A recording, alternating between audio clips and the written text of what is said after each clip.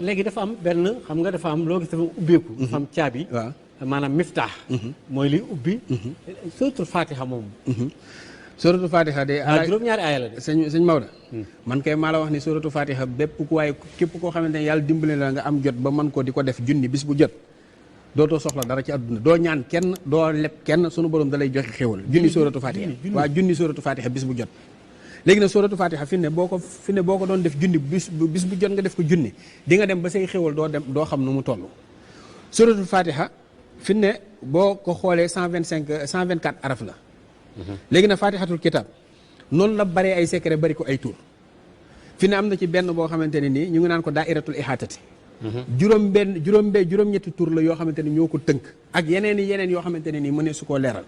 lu mel ni arsata makasuhun xal xabitu xata dan zahiyu say jaka siisun ya jaka siisun sasahara liijun sasara hijiyun sasara hijiyun ahlisu mulxiku muxsidu ak ahamun saqkun xalaxun yesun loolu mu ngi ci Fatiha. yooyu yëpp ay turi Fatiha la man Fatiha mokkal naa ci junniy tur yoo xamante ne nii benn bokku ceeg sa morom benn bu ci nekk la muy jariñ xam naa ko mais nag la muy jariñ am na lu ma ca xam bokk ndax la muy jëriñ lépp mënuma koo xam ndax dafa bari waaye nag boo ko amee nag sunu borom mën na laa dimbali moo tax turu yàlla yaa ngi fi may gën a ñaax sama mbokk sëriñ si nañ ko gëstu donte benn rek nga xam buy faj aajo gëstu ko ba xam ko boo ko xamee mën na laa dimbali. waaye junni Fatiha yow mi yan moom baax na. junni Fatiha bis bu jot képp ku ko saxal doo lépp doo ñaan doo sarxu te sunu borom day faj sa aajo junni Fatiha.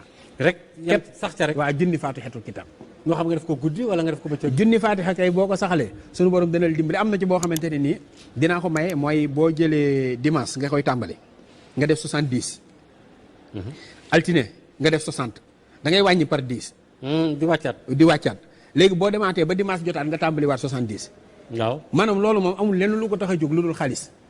da ngay léegi dimanche nga def 70. 70 Fatiha. lundi nga def 60 nga wàcc 60. dem 50 dem 40 dem 30. dem 20 dem 10. ba dimanche moom 10 ngay def. léegi samedi 10 ngay def bu dimanche.